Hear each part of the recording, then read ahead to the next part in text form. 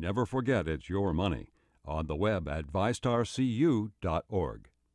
Baptist Health wants you to have peace of mind during these challenging times. If you have concerns about COVID-19 symptoms or the vaccine, talk to an expert. This service is available every day, 8 a.m. through 5 p.m. 904-302-5050.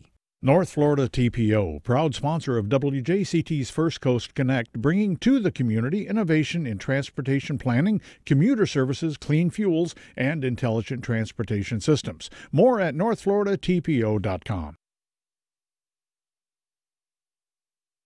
Opinions expressed on the Friday Media Roundtable are those of our panelists and do not necessarily reflect the views of WJCT News.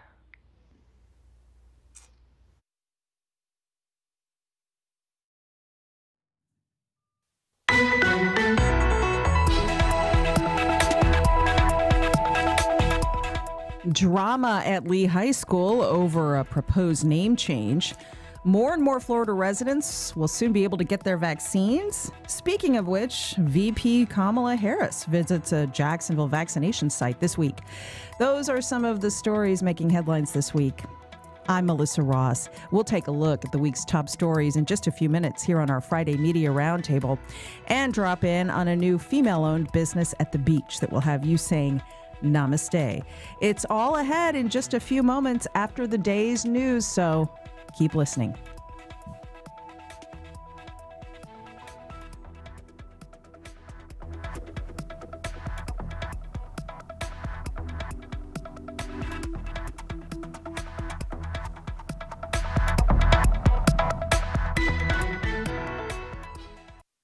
It's 1 minute after 9 o'clock. This is WJCT News 89.9 in Jacksonville.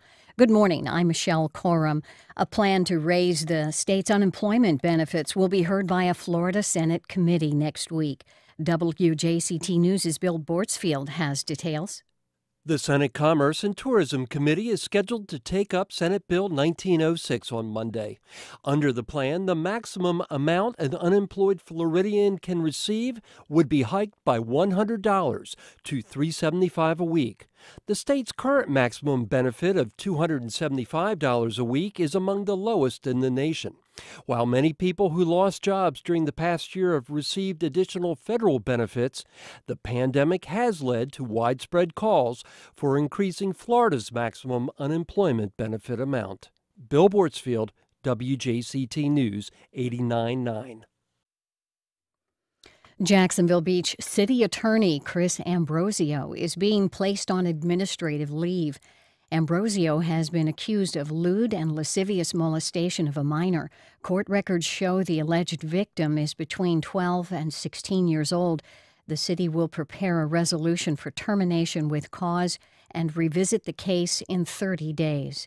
Ambrosio has been ordered held on $120,000 bond on 2 charges, which include contributing to the delinquency or dependency of a child. And right now, 72 degrees. It's partly cloudy here in downtown Jacksonville. The afternoon's going to be mostly sunny with a high today near 90 degrees. Wind coming from the southwest, partly cloudy, a low in the upper 60s tonight. And the outlook for Saturday, partly sunny, upper 80s. And Saturday night, some patchy fog, mostly cloudy, a low of 66 degrees. This is WJCT News.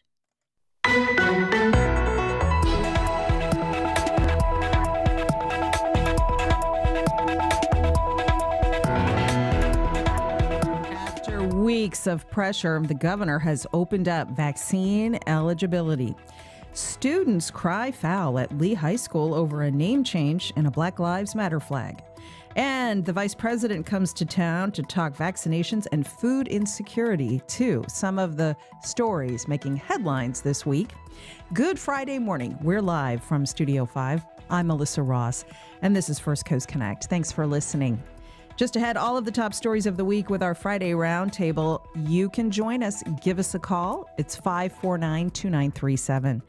Then later, a new woman-owned business opening at the beaches that will have you saying namaste. Just what we need in these tense times. We'll drop in on that. But first, it's Friday, and here to discuss a busy news week, we welcome Nate Monroe of the Florida Times-Union. Hi, Nate. Hi, Melissa. Nate is joining us via Airlink. We have in studio WJCT News, Sydney Bowles. Hey, Sydney. Good morning. So great to start to see guests coming back to Studio 5. Regular contributor Charles Griggs with us once again. Hi, Charles. Hey, Charles, are you there? Good morning. Good morning, Charles. Okay, everyone. Lots to talk about this week. We will go to your calls in a moment. Now, I know many of you want to weigh in on the drama at Lee High School over a proposed renaming of that school. We will get to that in just a few minutes, so hang tight for that. We're going to begin the hour, though, with a look at just who is now eligible this week to get a COVID vaccine. Starting Monday, March 29th, here are the new rules. Not to quote Bill Maher or anything, but we've got new rules. Anyone 40 and over can get their shot starting Monday. Then the next Monday, April 5th, everyone's eligible. Any adult, if you're 18 or older, you will be eligible to be vaccinated. Okay, this new eligibility comes as the governor has been under increasing pressure for weeks now to open up vaccine eligibility. For example, other cities raced ahead of the governor. In Orlando and Miami, they started vaccinating younger and younger people ahead of the governor's dictates. And so we're going to begin the hour with a look at this. It's 549-2937. Emails to firstcoastconnect@wjct.org. Tweets to @MelissaInJax. Charles Griggs, let me begin with you. You used to work at the Duval County Health Department.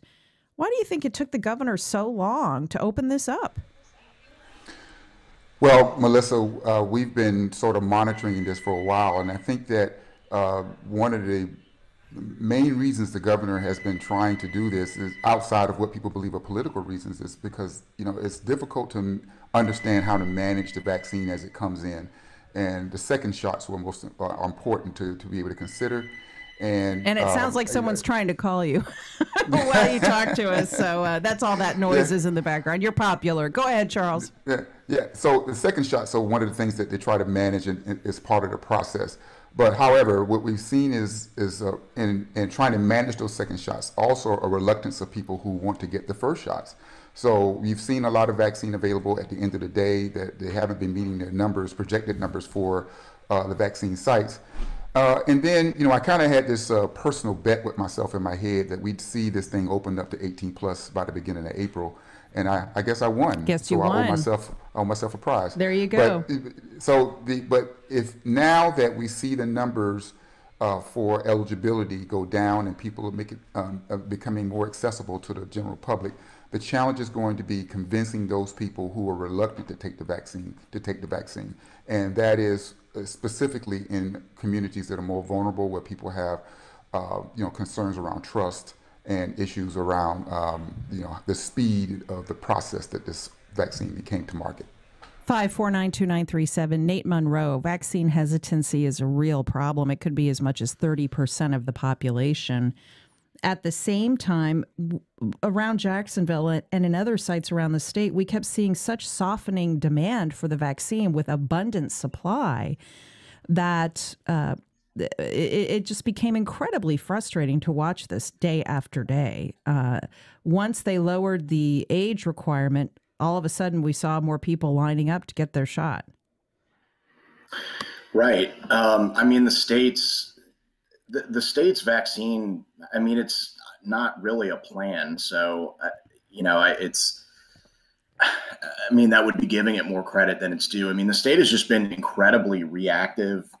It is not focused on, these sites. Like I was kind of keeping a rough tally last week. In just over the course of 6 days, Jacksonville failed to use like 19,000 vaccinations. That's 19,000 that they could have used that they didn't because the sites are being underused. It's just incredible. The state should be more proactive and kind of constantly retooling and adjusting its strategy to make sure that all of these sites are giving out shots at full capacity all the time. But that's just not happening, and it is really inexplicable. Yeah. You can register, by the way, to get your vaccine at myvaccine.fl.gov, or you can just go to the FEMA vaccination site, for example, without an appointment, beginning Monday if you're 40 or older, and then next Monday if you're 18 or older. Tim Gibbons, Governor DeSantis took a victory lap of sorts over the last week or two, touting the state's vaccine response, just looking at hard data, comparing Floridians' deaths, hospitalizations, and case count to other states. The governor is trying to make the case as he seeks re-election that his approach has worked, that his relaxed restrictions, particularly around opening businesses, have proven to be right, that him keeping schools open proved to be the right decision. Now, all of that said, the governor has also taken quite a bit of criticism for not stressing mask wearing, for having experts around him that are of questionable credentials, like Scott Atlas, who've poo-pooed mask wearing and distancing to stave off the worst effects of the pandemic. A new poll shows that Governor DeSantis is running neck and neck in a theoretical gubernatorial matchup with Agriculture Commissioner Nikki Fried. So as we look at this through a political lens, DeSantis wants to be reelected, and increasingly people think he wants to run for president. So this response will be viewed through those lenses next year and in 2024. Like everything else in the world, everything has become so politicized now, and the value of how you think the governor's response was very much is based on, kind of what your prior beliefs were on what should be done in the case of a pandemic. If you like the shutdown, you think this went well, and if you don't, you think it did not. And Sydney Bowles, WJCT News, sitting here in studio with me, which is super exciting. The rest of our guests are remote for now. You've been covering the vaccination effort locally and checking out some of the sites, from Edward Waters College to the FEMA site. These new rules will probably mean they're going to have to prepare for an influx of people starting Monday. Oh, absolutely.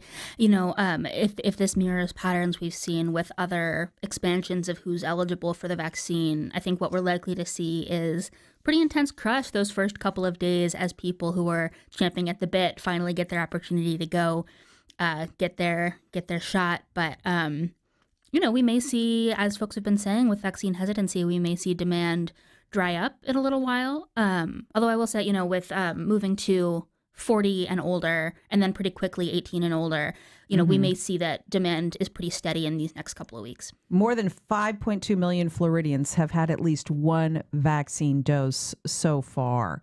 Let's go to a few calls now. 549-2937. Samantha is in San Marco. Hi, Samantha. Good morning.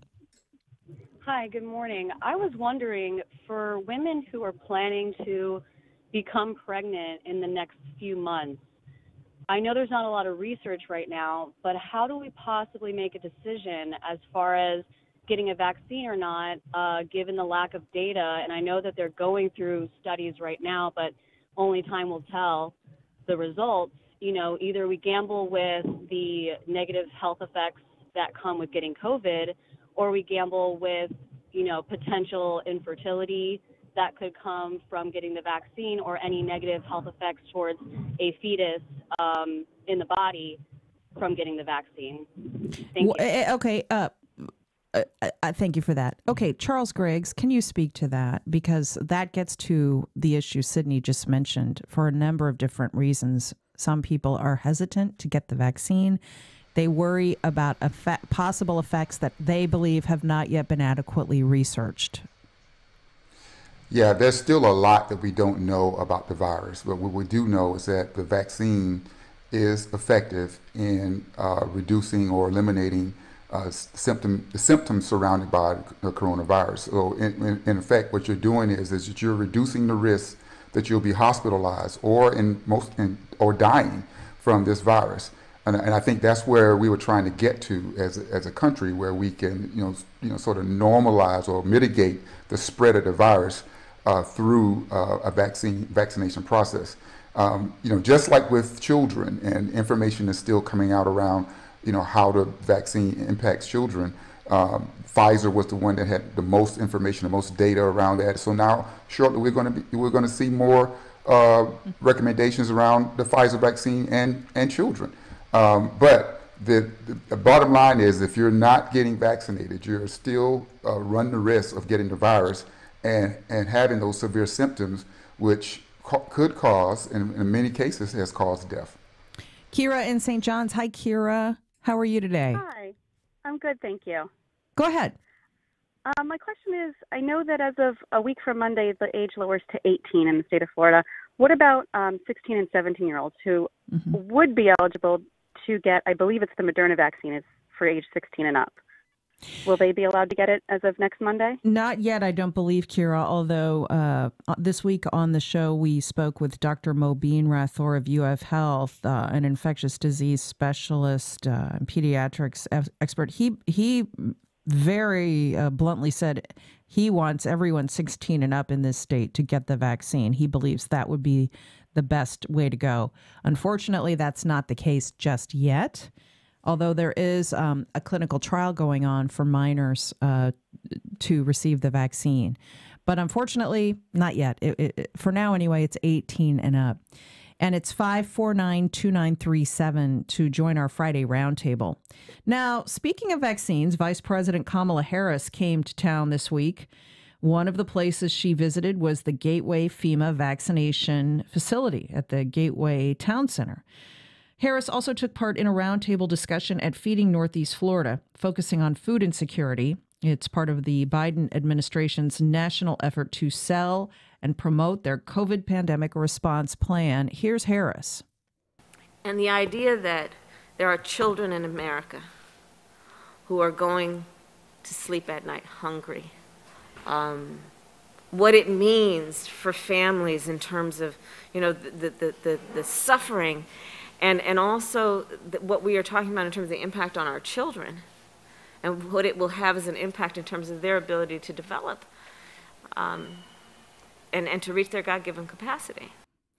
Okay, so Harris was touting the $1.9 trillion COVID relief package President Biden signed into law. It will help agencies like Feeding Northeast Florida, and money will flow to a host of other critical needs. At the same time, Nate Monroe, you questioned VP Harris about the state's pandemic response. She could conceivably be facing Ron DeSantis in a presidential run in 2024. Kamala Harris did not go there. No, she didn't. She didn't bite at all. And, I was curious about her response to kind of DeSantis's victory lap and some of the kind of fringe things that he says about masks and so-called lockdowns, not just politically, but also to see, what is the White House's messaging in the face of, kind of recalcitrance like that. But yeah, she did not go there. I mean, you heard the snippet that you just played was, essentially the flavor of the response that I got. I think the White House was really determined to make this a non-political trip to the extent that that's possible. And of course, there were political undertones to the trip. The White House is smartly sending surrogates like the vice president out to sell the $1.2 trillion COVID relief package and vaccines. So yeah. Tim Gibbons, the amount of cash that's going to be injected into the economy, across the economy, we haven't seen this kind of spending in shoring up the public's ability to get back on its feet, since the Roosevelt era, really. Let's talk about what this means for the local economy. Well, hopefully it means really good things. The general sense is that we are entering the recovery phase of the pandemic. Not like it comes in phases, but you know what I mean. And that money, as people start getting vaccinated, as people start feeling comfortable going out, we'll be using that money to basically get back to business. There is some concern that there will be inflation based on that. The Federal Reserve has said that they believe that will be transitory, that it will basically just be a big burst of, maybe a few months of inflation, but then it will drop back to the levels we saw pre-pandemic. But businesses are hoping that that money gets not stuck into savings account, not spent on GameStop, but GameStop actually goes into the local economy. Sure. Sydney Bowles, something else I want to make mention of that you reported on as we sort of look at stepping back into something approaching normal life. Tickets went on sale for Jacksonville's first full-capacity arena event since the start of the pandemic. This is the Ultimate Fighting Championship coming next month, right? Indeed, indeed. This is at the VyStar Memorial Stadium. It seats up to 15,000 people, which is a lot.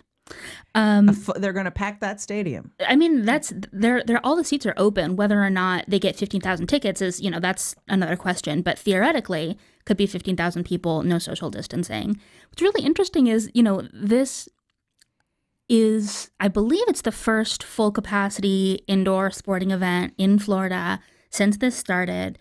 And it also goes against VyStar Arena's own policies around pod seating. Right.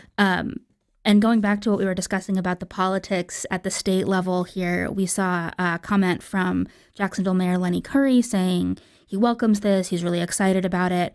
And he's echoing Governor DeSantis' talking point, saying this is evidence that Florida can safely host these large-scale sporting events and that opening up has been appropriate. Something you noted, Nate, in your recent column is that mayors and county administrators around Florida have had to sort of dance around the governor's policies as they try to keep their communities safe, instituting mask mandates over the opposition of the governor, which has happened here in Jacksonville. We saw the mayor of Orange County last week race ahead of the governor and say, I'm opening up vaccinations to anyone 40 and older. We're not waiting for the governor. So there's been some tension between the state and local officials in how to respond to this. There has been. I mean, actually early on, very early on, the Jacksonville's mayor, Lenny Curry, a Republican, publicly complained about the state's lack of sharing information with the city about COVID deaths. DeSantis really wants it both ways. He wants to the extent that you could consider Florida a success story, which I think is already pretty debatable.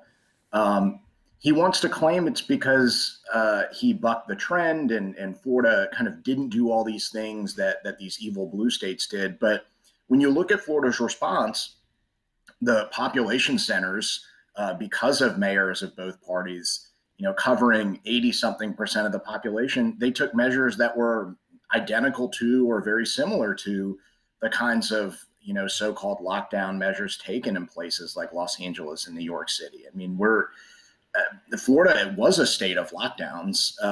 DeSantis just sort of had the luxury of kind of preening around and casting doubt on masks or whatever. But most of us have to wear them and still do. We're still under a mask mandate. In Duval County, absolutely. And as we talk about the hot topics of the week, we're going to shift gears now. If you're just tuning in, it's our Friday Roundtable, where we look back at the week's top stories. Our guests today, Nate Monroe, Sydney Bowles, Charles Griggs, Tim Gibbons, and yours truly. And you, give us a call. The number is 549-2937. All right, let's get to the very hot topic of the week, drama at Lee High School. The school board, as most of you know, is considering changing the name of Lee High, along with several other school names that have either ties to the Confederacy or, in the case of two schools named after Jean Ribault, ties to the mistreatment of Indigenous peoples, although that has been much disputed. At the same time, a teacher at Lee was put on leave this week for displaying a Black Lives Matter flag. The students say they were planning a walkout but didn't follow through, ostensibly because they could have been threatened with not being allowed to attend prom or graduation. Mainly white alumni at Lee have been arguing against renaming the Riverside Area School, which, by the way, now has a 70% African-American student body. Give us a call about this. It's 549-2937. In a moment, we'll go to Sydney Bowles, who's been covering this story all week. But first, Charles Griggs. This is a very old story in Jacksonville. there was a whole community brouhaha over naming Westside High, which used to be named after the founder of the Ku Klux Klan. When it comes to Lee High School and the events we've seen play out there this week, do you think the district has handled this appropriately? The teacher has been placed on leave because there is a school policy that you cannot display flags or signs that appear to promote a certain political position. So it's not a case of whether the district has handled it appropriately. It's a case of whether the district is following its own policies related to this type of what they may consider to be an infraction. As you mentioned, there are policies in place. We saw something similar with Fletcher High School with the Blue Lives Matter flag, or the flag with the blue line in it. This is a situation where the district has to make sure that they dot all their I's and cross all their T's as they approach a solution. As well as the name change as well. And, we remember back when they worked on implemented the name change at Westside High.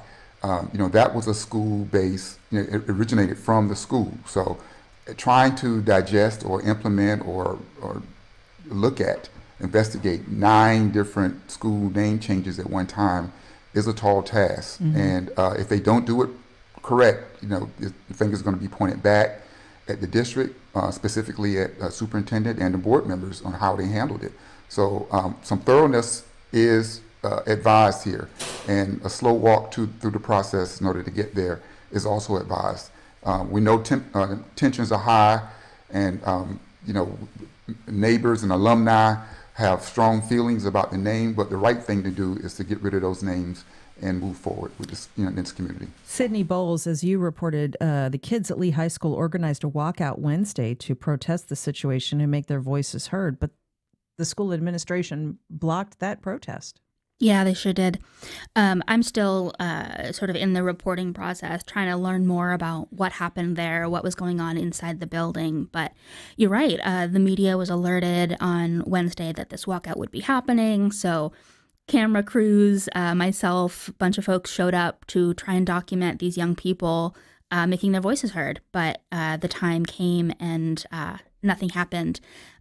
Later, we found out that the administration had said that the students didn't have the right permission to protest in this way.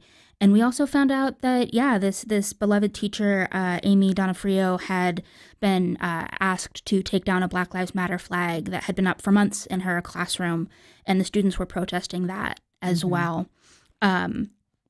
Those actions, I think, really inflamed the meeting that happened last night.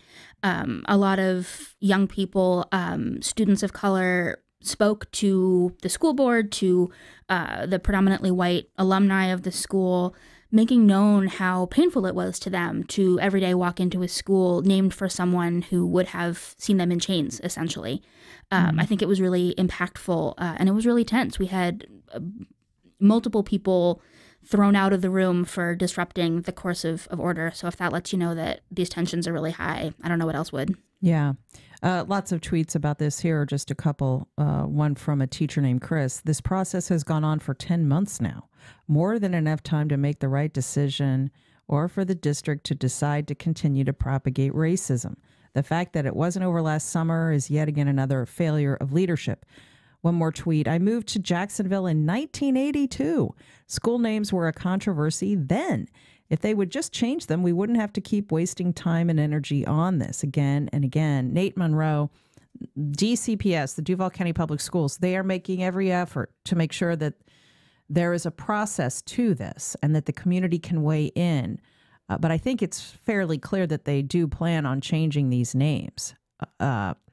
It just shows you how difficult and fraught this issue is. And unfortunately, it's starting to make national news, which once again, it paints Jacksonville in a negative light. It does. I am sympathetic to the district's desire to have some sort of a process around this. But at the same time, I do agree with some of the commenters that the longer you drag something like this on, and let's be clear, I mean, like, this is not a close call. It's not a close call to strip the schools of these Confederate names. I mean, the longer you drag this on, the more opportunity you're giving, the more opportunity you're giving for acrimony to arise around it. I mean, they just need to get this done. It's not close. It's not nuanced. To just get the names off the schools, and it will happen for sure. Yeah. Tim Gibbons, what about the fact that students have been asked to give their voice to this? I think they've been surveyed, but they weren't allowed to walk out of class and protest. That certainly, in a school that's majority African American, that was a sore point, I think.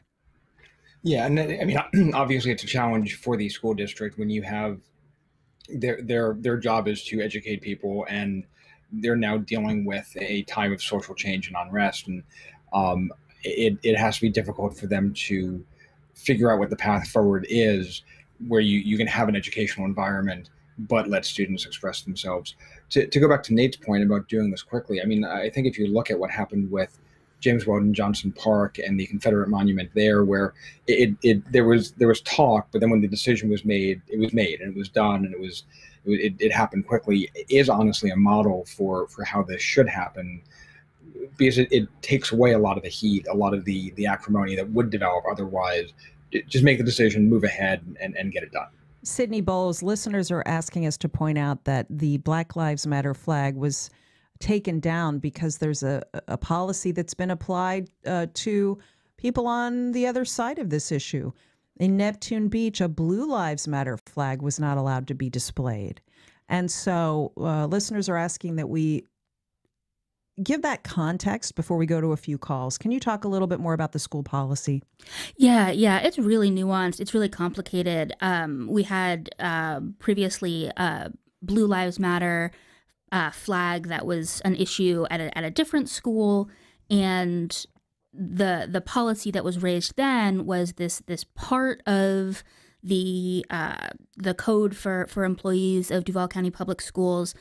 The title of it is Political Activities for Employees. It says that employees are not permitted to use their position of authority to influence or attempt to influence students' views on any candidates or political parties or political issues. And so this standard that was applied to the Blue Lives Matter flag has also been applied to the Black Lives Matter flag.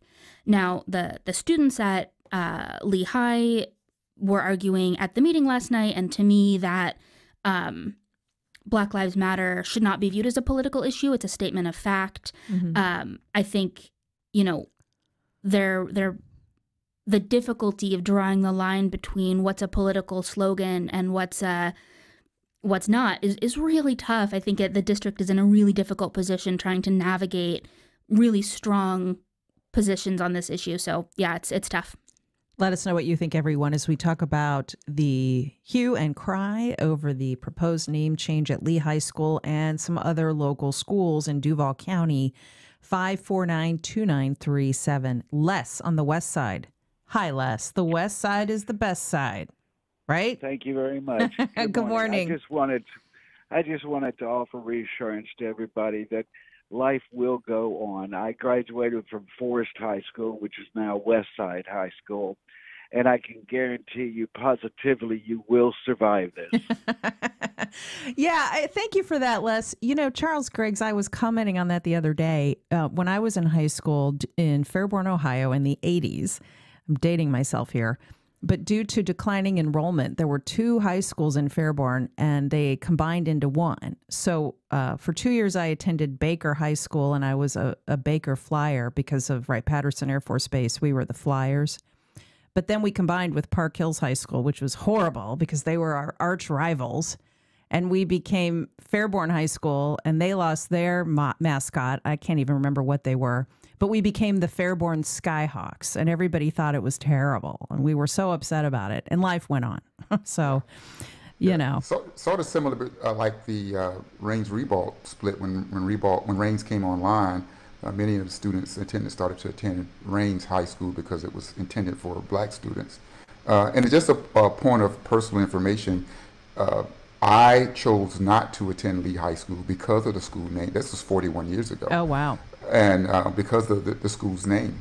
And I was all eager, coming out of middle school to attend Lee because of the band. And then when I did find out more information about, of course, this history, decided not to attend the school. So this is not something that's been just started. People have been debating these school names for a long time. It is getting traction. It has the traction it has now, largely because of the climate that we're in now and heightened sensitivity around racial issues. That's okay. It's okay for us to have that discussion, but the difference is clear. There's no way for us to make progress unless we address this in a way that is fair to people in the community who are faced with these school names on a daily basis. Myra tweets the show, the Black Lives Matter flag should only indicate a safe space for students, the same way an LGBT flag is currently used at schools, she says. Curtis has been holding. Curtis on the north side. Hi, Curtis. You're on the air. Good morning, Melissa and everyone. My view is that the name should be changed no matter, regardless of the cost. The cry that it's our taxpayer dollars, well, we who are objected to it and are offensive of it, we have taxpayers' dollars too. And no one, any person or group should not be honored, glorified, or recognized for acts of inhumanity, crimes against humanity, regardless of the race, color, or creed. If they committed crimes against humanity, their names or their likeness should not be honored. Thank you so much. Thanks, Curtis. Thanks for that. Hey, Tim Gibbons, as we talk about the schools named after figures associated with the Confederacy and the enslavement of African Americans, let me take a moment to touch on the two schools named after French explorer Jean Ribault. They are also up for renaming because Ribault colonized this area, even though supporters of Ribault as a historical figure say he never harmed the indigenous peoples. Is the effort to rename those schools, should that be separated out from what's going on with the Confederacy names or not? I think there are some people who definitely believe that there are two different issues. Many of the people who support renaming the schools support renaming all of them. But there is an argument that the Confederacy, for some people, presents a much more clear delineation of, you advocated, you rebelled against the country, and why are we honoring the people who rebelled against the country and then lost the war? It's the same argument about military-based names of why do we have people who were insurrectionists being honored in this way? So I think it makes sense on one hand to combine all of the renaming efforts, but they are two different arguments, and I think that should be made clear. Thanks for that. Mark on the west side. Hi, Mark. Thank you for holding. Go ahead. Good morning.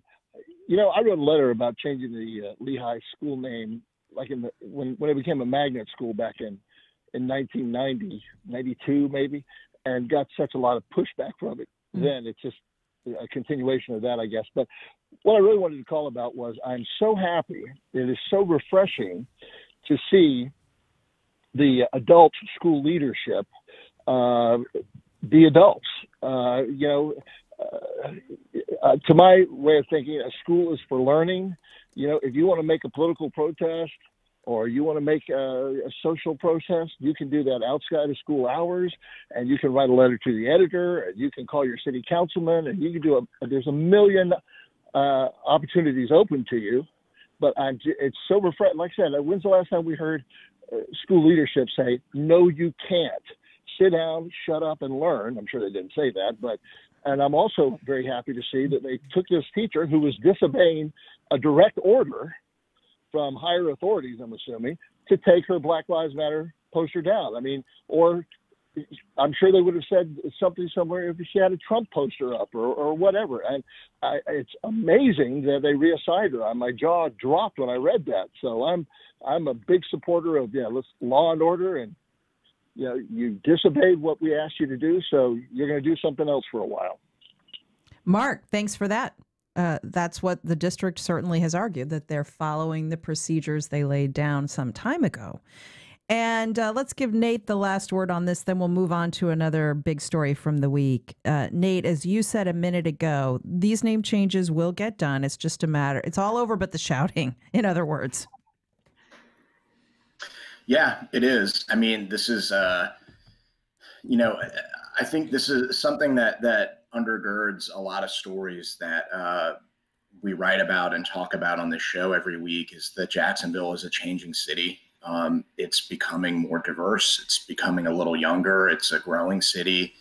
It's becoming a bit more progressive. And this is just one of those things. And people who have a problem with the school board renaming schools with Confederate generals, I mean, that's just like, you know, you're going to be left behind if you don't hop on that wagon. Thank you for that. Okay. One more hot topic as we go around the horn with our Friday Media Roundtable. It's 549-2937 to join us as we talk about the ongoing federal grand jury investigation into JEA. That grand jury called more witnesses this week, including the company's former CEO. This criminal investigation is looking into the failed attempt to privatize the city-owned utility.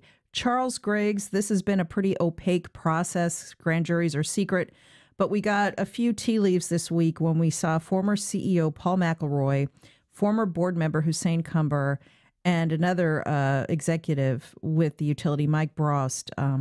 They were all called down to the federal courthouse. The question becomes, will indictments flow from this investigation? Could we see, for example, former JEA CEO Aaron Zahn facing indictments over this scheme he concocted to give really rich benefits to top executives if the utility were to get sold? Will he be indicted?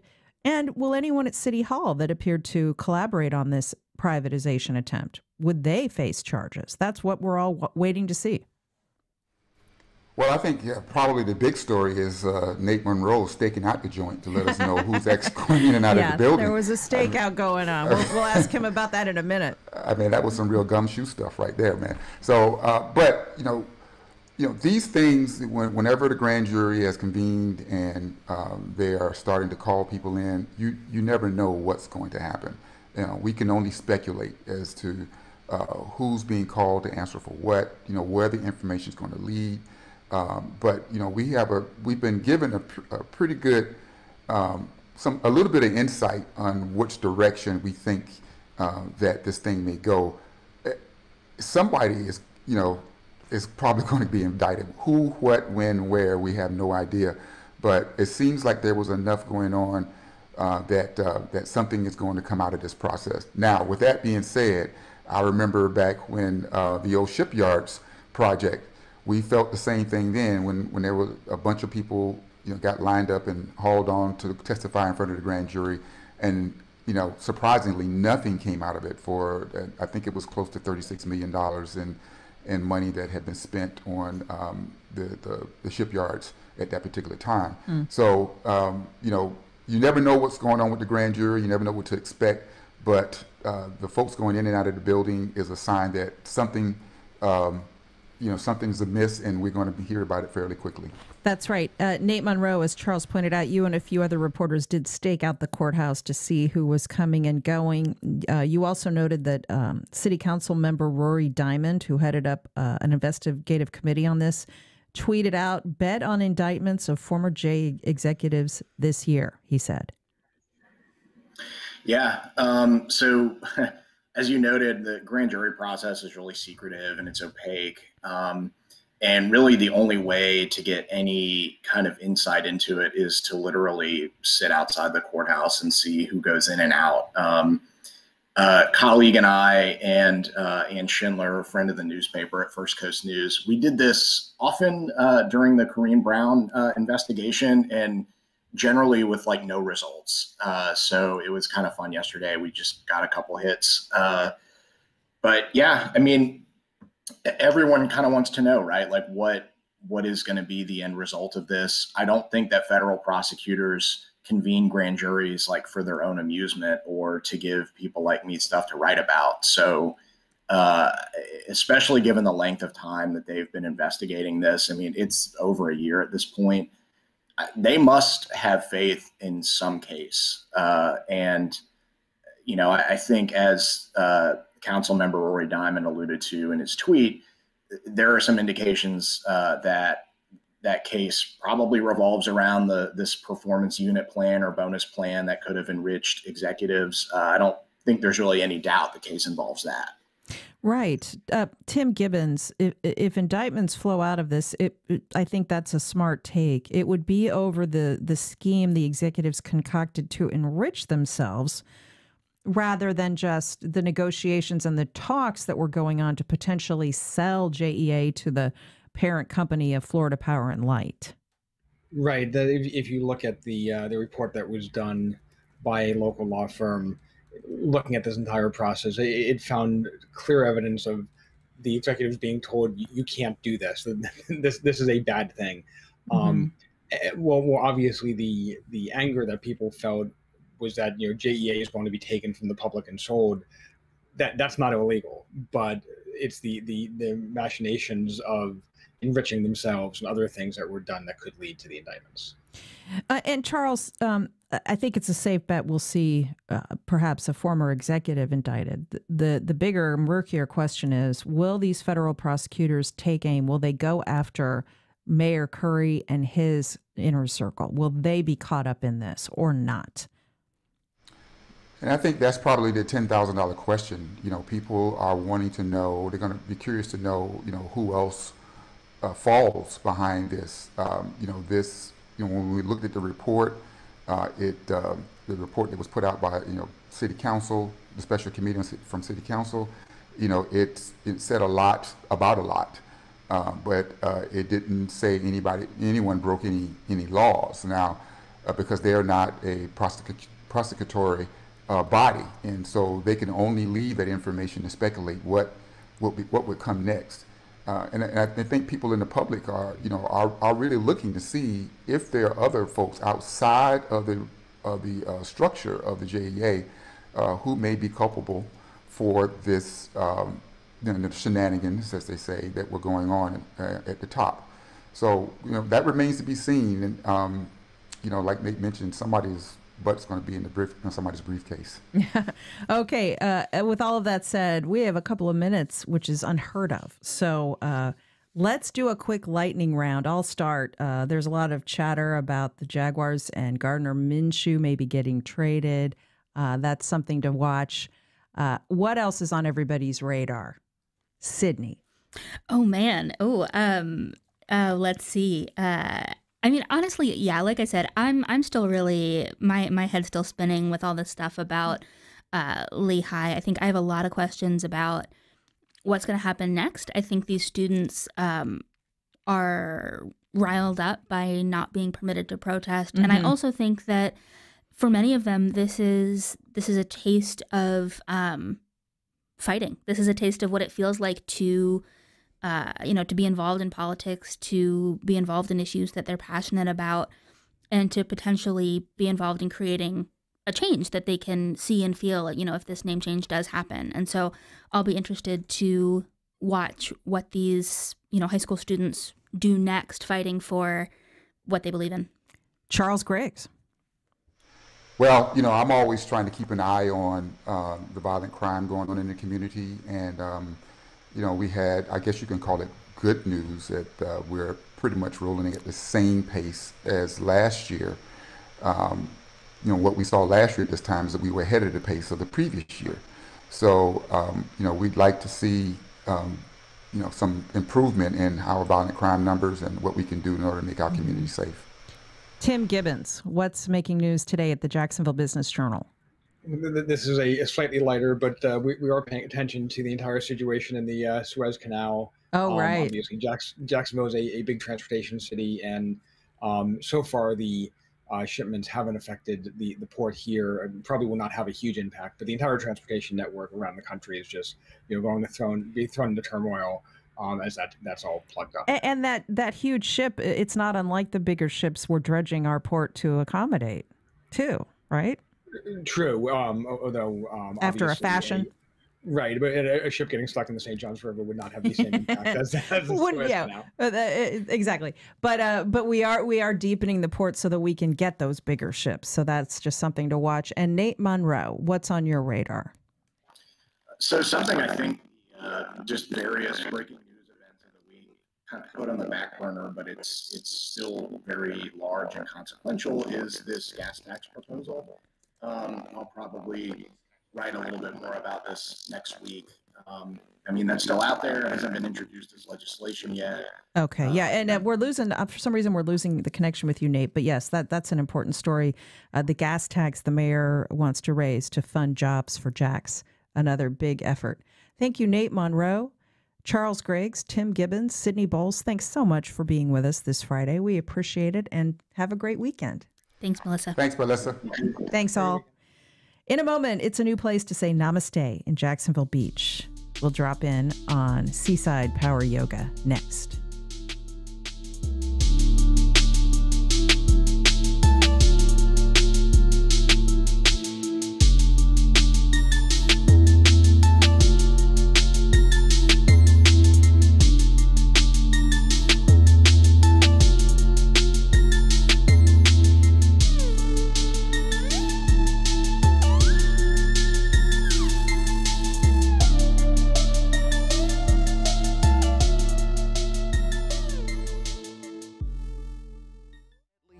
In under a week, the president takes questions from the press.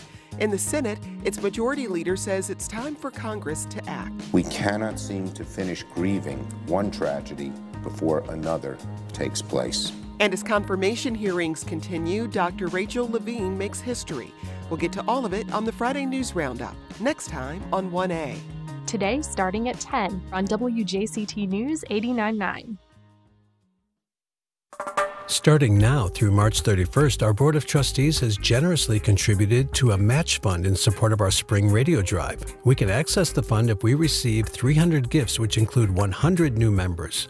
Please help us unlock the trustee match. Go to wjct.org/donate now, and we thank you.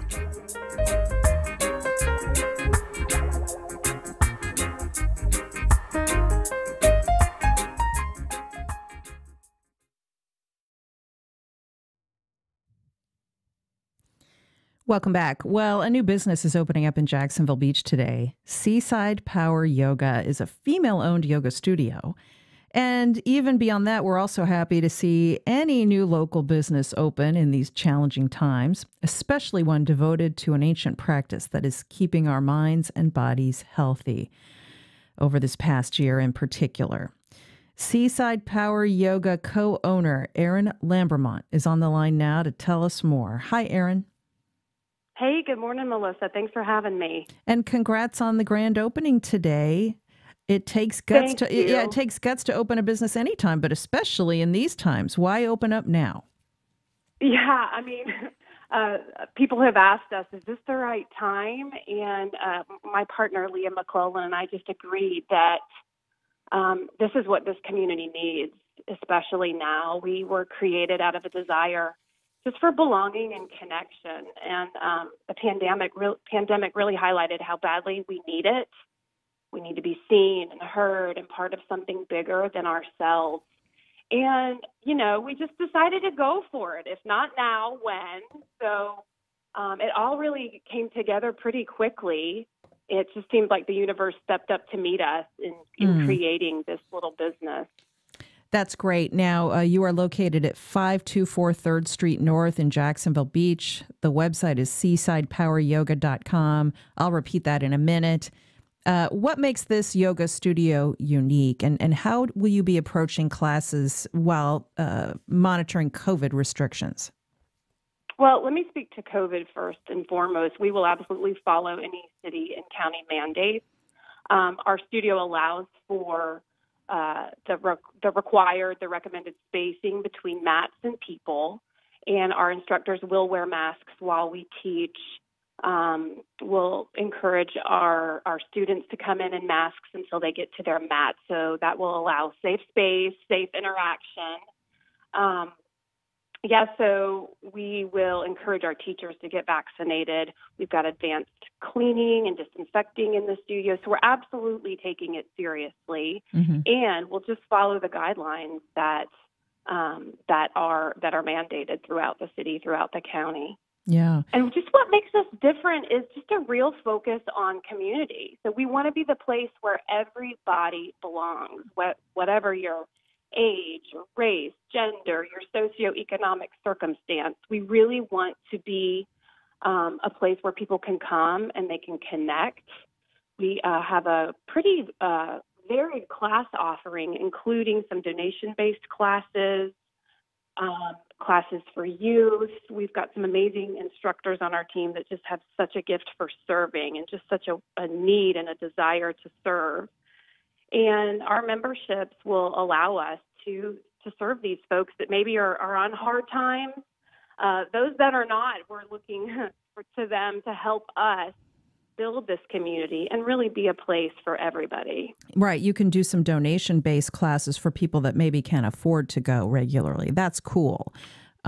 Because, I love yoga. I admit my bias here freely. I've been going to an outdoor yoga class lately over in Riverside. It's a little more free-flowing air, a little more comfort level for people who are concerned about COVID-19. Yoga is so therapeutic. It really does cure what ails you. I can't recommend it enough. It has improved my health, mental and physical health. And it's an ancient practice that I think has more relevance today, Erin, than ever. Absolutely, Melissa. And I found this practice, I guess it's almost been 20 years ago now. I had just lost my mother. I was going through infertility treatments. My yoga mat was the only place I could shut off my head and just get really present in the moment, present with how my body felt, the sound of my breath. There's all kinds of physical benefits of yoga, but absolutely the retreat that allows us from our busy lives and the inner awareness we develop through yoga is absolutely at the top of, the benefits.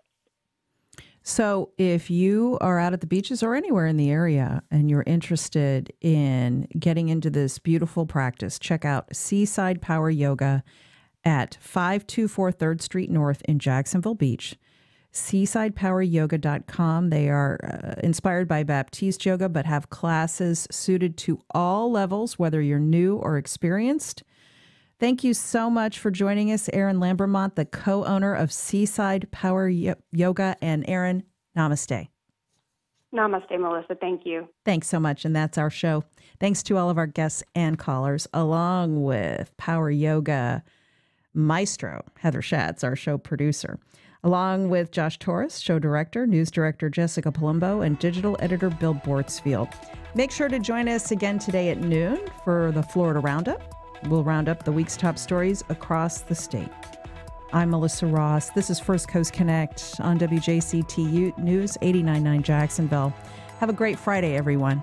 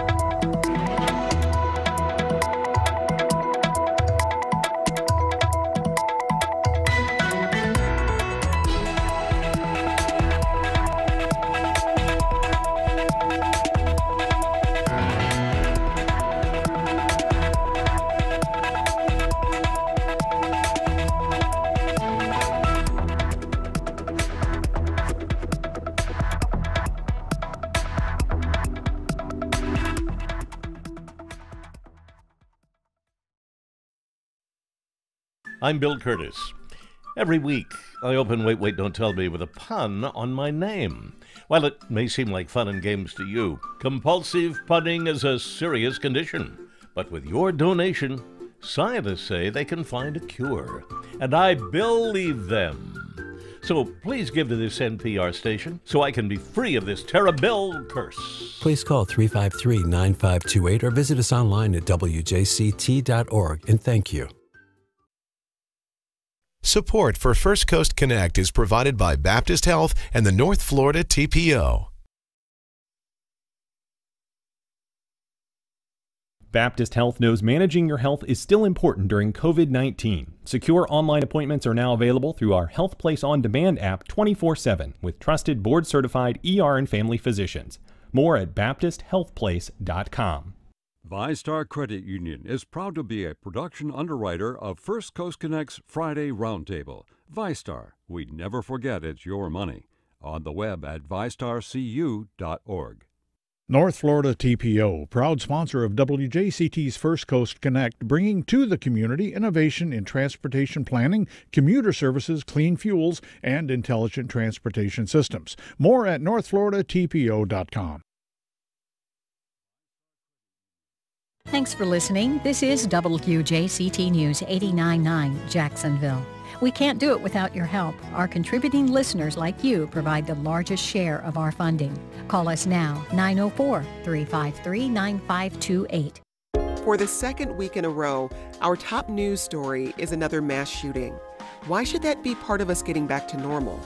From WAMU and NPR in Washington, this is 1A.